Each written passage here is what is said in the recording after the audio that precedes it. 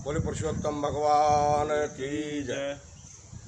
नारदवाचो किमुवाच महाभागो श्रुत्वा तद्वचनम हरि चरणाग्रे न्यपतितो मदीमांस तपोनिधे।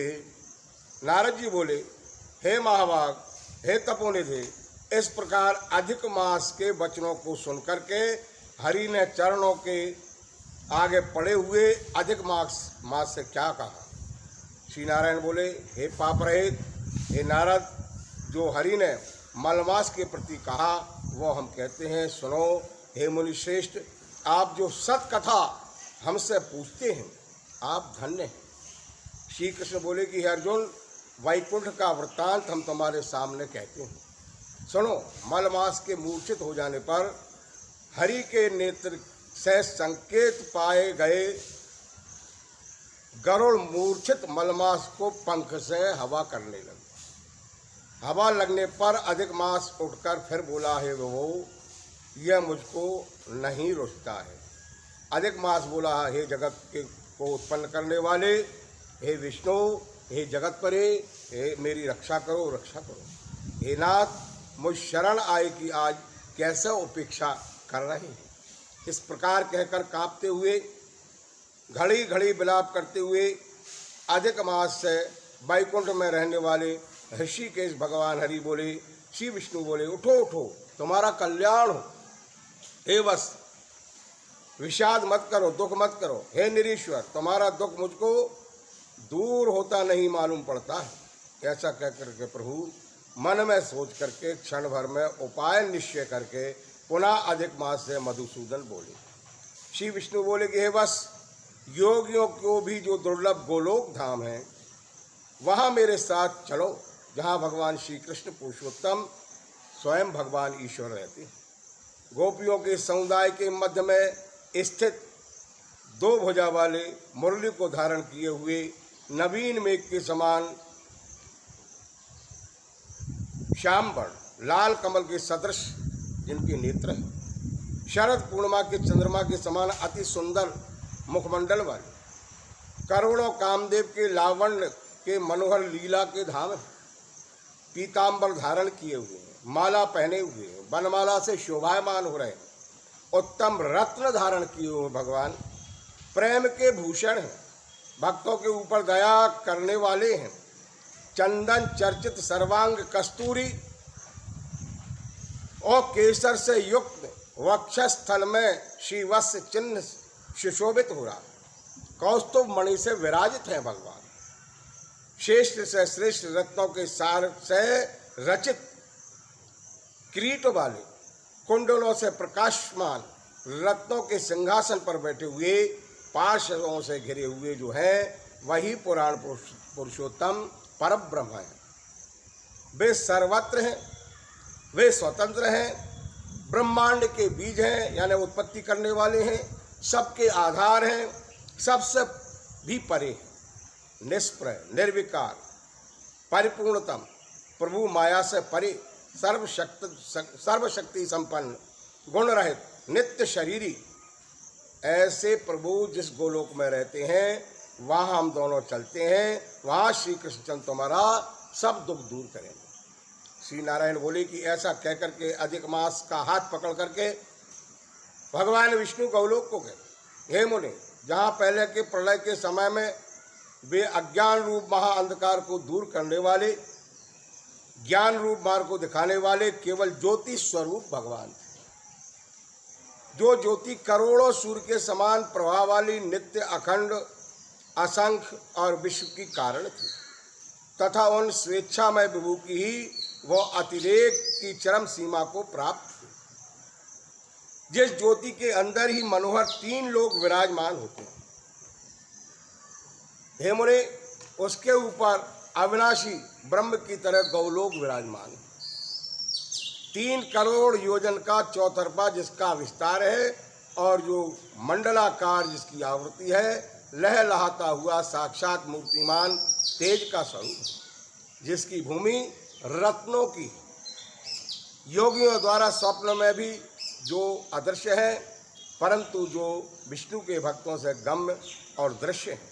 ईश्वर ने योग द्वारा जिसे धारण कर रखा है ऐसा उत्तम लोक अंतरिक्ष में स्थित है। आदि व्याधि बुढ़ापा मृत्यु शोक भय आदि से रहित है।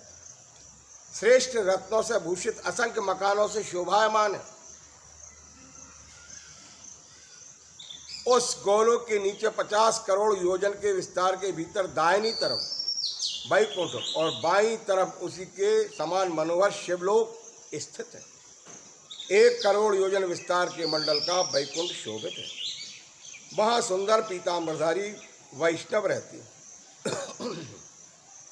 उस वैकुंठ के रहने वाले शंख चक्र गदा पद्म धारण किए हुए लक्ष्मी के सहित चतुर्भुज हैं।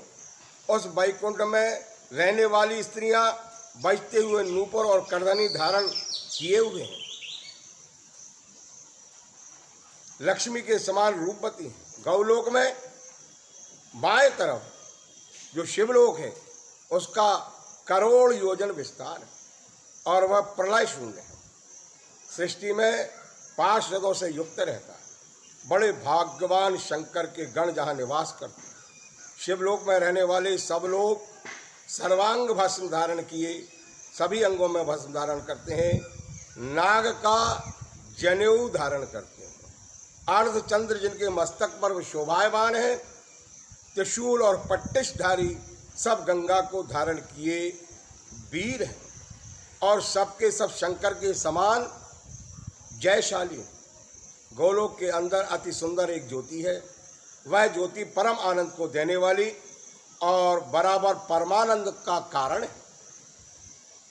योगी लोग बराबर योग द्वारा ज्ञान चक्षु से आनंदजनक निराकार और पर से परे भी उसी ज्योति का ध्यान करते हैं। उस ज्योति के अंदर अत्यंत सुंदर एक रूप है जो कि नील कमल के पत्तों के समान श्याम लाल कमल के समान नेत्र वाले, करोड़ों शरद पूर्णिमा के चंद्र के समान शोभायमान मुख वाले, करोड़ों कामदेव के समान सौंदर्य की लीला का सुंदर धाम, 2 भुजा वाले, मुरली हाथ में धारण किए हुए, मंद मंद मुस्का रहे हैं, पीतांबर धारण किए हैं, श्रीवत्स चिन्ह से शोभायमान है, वक्ष स्थल जिनका कौस्तुभ मणि से सुशोभित है, करोड़ों उत्तम रत्नों से जड़ित चमचमाते किरीट और कुंडलों को धारण किए, रत्न के सिंहासन पर विराजमान, वनमाला से शोभायमान, वही श्री कृष्ण नाम वाले परिपूर्णतम ब्रह्म परब्रह्म है। अपनी इच्छा से ही संसार को नचाने वाले, सबके मूल कारण, सबके आधार, परे से भी परे हैं। छोटी अवस्था वाले निरंतर गोप वेश को धारण किए हुए, करोड़ों पूर्ण चंद्रों की शोभा से युक्त भक्तों के ऊपर दया करने वाले, निष्प्रह विकार रहित परिपूर्णतम स्वामी रास मंडप के बीच में बैठे हुए, शांत स्वरूप रास के स्वामी हैं, मंगल स्वरूप है, मंगल करने के योग्य है, समस्त मंगलों के मंगल है, परमानंद के राजा है, सत्य रूप, कभी भी नाश न होने वाले, विकार रहित, समस्त सिद्धों के स्वामी, संपूर्ण सिद्धि के स्वरूप, अशेष सिद्धियों के दाता, माया से रहित ईश्वर, गुण रहित नित्य शरीरी, आदि पुरुष अव्यक्त अनेक हैं जिनके नाम अनेकों द्वारा स्तुति किए जाने वाले, नित्य स्वतंत्र अद्वितीय शांत स्वरूप, भक्तों को शांति देने में परायण, ऐसे परमात्मा के स्वरूप को शांत प्रिय और शांति परायण जो विष्णु भक्त हैं वे सदैव ध्यान करते हैं। इस प्रकार के स्वरूप वाले भगवान कहे जाने वाले वही एक आनंद कंद श्री कृष्णचंद्र हैं। श्री नारायण बोले कि ऐसा कहकर के भगवान सत्व स्वरूप विष्णु अधिमास को लेकर शीघ्र ही परब्रह्म युक्त गौलोक में। सूर्य बोले ऐसा कहकर के सत्क्रिया को ग्रहण किए हुए नारायण मुनि के चुप हो जाने पर आनंद सागर पुरुषोत्तम से विविध प्रकार की नई कथाओं को सुनने की इच्छा रखने वाले नारद मुनि उत्कंठा पूर्वक बोले, बोली पुरुषोत्तम भगवान की जय।